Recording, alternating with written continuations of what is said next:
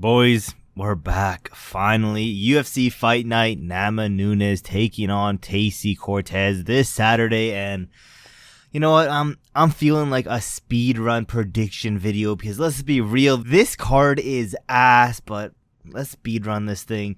Bantamweight division, Montel Jackson taking on Blackshear. Now, Jackson, 14-2, he has a longer reach. 50% of his wins come from KO. His average fight time is 10 minutes and 58 seconds. And I believe every single fight he has taken, he has dropped his opponent. Blackshear, on the other hand, 14-6. 64 of his wins are coming from sub. Average fight time, 11 minutes, 32 seconds. He has a giant grappling advantage in this match, but I do see Montel Jackson stuffing the takedown, stuffing down the grappling advantages, and I see Montel Jackson getting this KO win. Let's keep moving on. Let's say KO in the late second round. Moving on, middleweight division, Josh Fremd taking on Petroski. Now, Josh Fremd, 11-5, taller and has a bigger reach. 40% of his wins come from KO. 40% come from submission. Average fight time of 10 minutes and 43 seconds. In my opinion, he's way better on the feet. He has fought the tougher fighters than Petroski. Andre, on the other hand, 10-4. 50% of his wins come from sub, 50 from KO. Never won a decision win. Average fight time is 9 minutes and 26 seconds. He is the stronger fighter. He has way stronger power shots, but technique wise, no, not all there. And I'm pretty sure in his last fight, this guy's such an idiot. I'm pretty sure in his last fight he KO'd himself. So because of that, give me Josh Fremd by a early third round ground and pound TKO win. Let's keep moving over to the women's flyweight division. Luana Santos taking on Mariya Agapova. Now, Luna, 7-1, 50% of her wins do come from submission. Average fight time, 9 minutes, 21 seconds. In my opinion, she's a better technical fighter, but she did miss weight in her last fight, which little bit concerning. But Mariya, 10-4, 50% of her wins also come from submission. Average fight time is gonna be around 8 minutes and 30 seconds on Mariya's side. But yes, 50% of her wins come from submission, but her grappling, as the famous Khabib once said,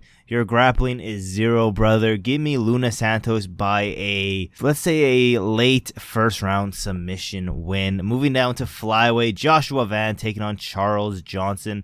This is, an okay fight. Kind of excited for this one. Joshua Van, he was supposed to fight a few weeks back, but someone missed weight and fight got canceled. It is what it is. 10-1, 63% of his fights come from KO. Average fight time, 13 minutes, 10 seconds. And then Charles Johnson, on the other hand, 15-6. He's a taller and has a bigger reach. 40% of his wins come from KO with an average fight time of 13 minutes and 42 seconds. And I'm not going to lie, I think this is a hard matchup striking-wise for Joshua Van. I think Charles Johnson can definitely land some things here and there, but Charles Johnson, he's always had these very close fights. He's never won dominantly, maybe only like 1 or 2 fights actually looking back at this, but he's more well-rounded. He is a bigger fighter out of the two. Joshua Van, though, he has, he's one of those slow fighters who starts to get more and more into the fight as it goes on. He has more output, I think, is going to be a deciding factor in this fight. But also, you have to think about it like this. Joshua Van has 4 fights in a row canceled. So is he overtraining now? I don't know. He's also still young, so maybe it's not going to put that much effect into him. He is definitely prepared for this fight. The question is all these canceled fights and all these, training camps that lead up to nothing going to be a wasted time and going to make Joshua Van overtrain? That's the question.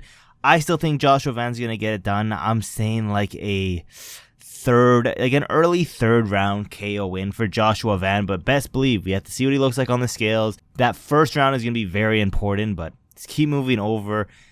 Honestly, I wouldn't mind seeing how it looks like in the first round and then doing some live betting on this fight. But women's flyweight, Viviane Araujo taking on Jasmine Jasudavicius. Viviane, number 15 in the world in flyweight. She's 12-6. 42% of her fights come from decision. In my opinion, she's going to be the stronger fighter out of these two.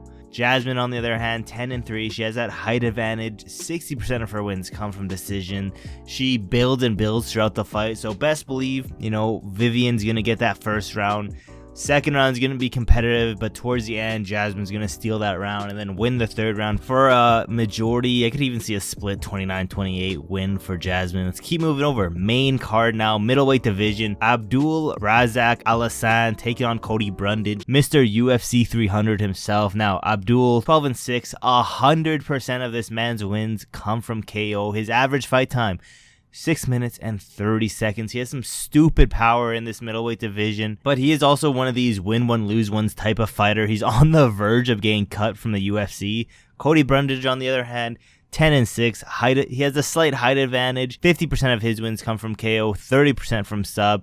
Average fight time, 6 minutes, 26 seconds. He's, in my opinion, the better fighter, the more well-rounded fighter. But, you know, it's written in the stars. Like I said, he's win one, lose one type of fighter, Abdul. But he's lost his last fight. Best believe he's going to win this fight in probably like a minute. Keep his spot in the UFC, not going to get cut. So give me Abdul by a first round, first minute KO win. Let's keep moving down to the featherweight division. Julian Erosa taking on Christian Rodriguez. Now, Erosa, 29-12. He is the taller and has the bigger reach advantage. He is 53% of his wins come from decision, but this man's 34 years old. Rodriguez, 11-1. 30% come from KO and 40% come from subs. He is, in my opinion, the better striker, but this man's fight IQ is pretty trash. It's hard to pick someone with such a bad fight IQ, but I think Rodriguez is gonna get this done by a, I do want to say like maybe a submission or a ground and pound TKO, but I'm seeing a decision win for Rodriguez. Let's keep moving over with this rare speed run. We got Gabriel Bonfim taking on Loosa. Loosa last fought and he was being a bitch when he got eye poked by Brian Battle. So best believe he's gonna lose this fight. He's 10-3. He has that reach advantage.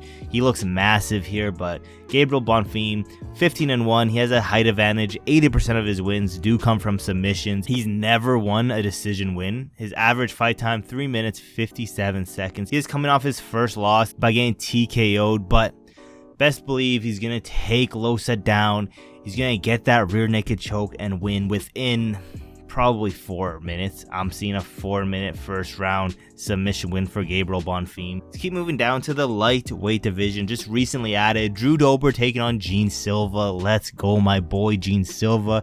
Best believe Gene Silva is knocking this guy out. You know, you can do all the research you want, but at the end of the day, Gene Silva is not black. He's not losing to Drew Dober. Drew Dober only beats up on, you know, the colored folks, so it is what it is. I don't write the rules. It's literally just written in stone. Gene Silva by a second round KO win. Let's keep moving over. We have the co-main event now. Santiago Ponzinibbio taking on Muslim Salikhov. Now, Santiago, 30-7, taller, bigger reach. 53% of his wins come from KO with an average fight time of 11 minutes and 1 second. He does have, you know, better output than Muslim in my opinion. And then Salikhov, 19-5, 68% of his wins do come from KO. His average fight time, 10 minutes, 36 seconds.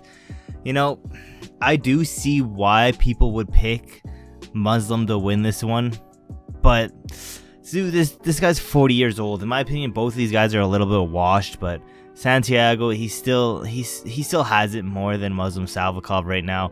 Salikhov, 40 years old. Give me Ponzinibbio by a 29-28 to 30-27 decision win. I don't think there's going to be much success that Salikhov is going to have in this fight, but regardless, women's flyweight division, we have the main event. Number 6, Rose Namajunas taking on number 11, Tracy Cortez. Short notice fight for Tracy, but I don't know why anyone's picking Tracy Cortez, you know? Rose, 13-6, 46% of her wins come from submission.